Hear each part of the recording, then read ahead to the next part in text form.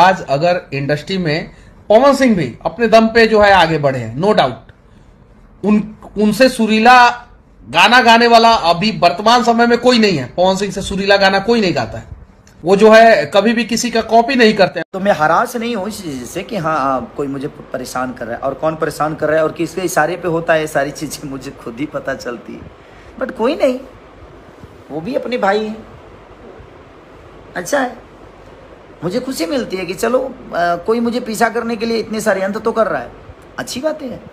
कोई काम से पीछा नहीं करता है तो षड्यंत्र करता है, बट कोई नहीं, ठीक है। तो ये अहंकार ठीक है, अच्छी है।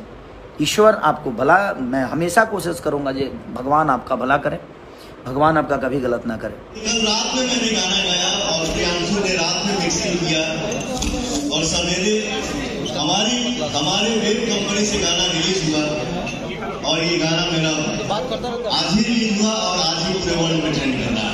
Thank you so much, love you.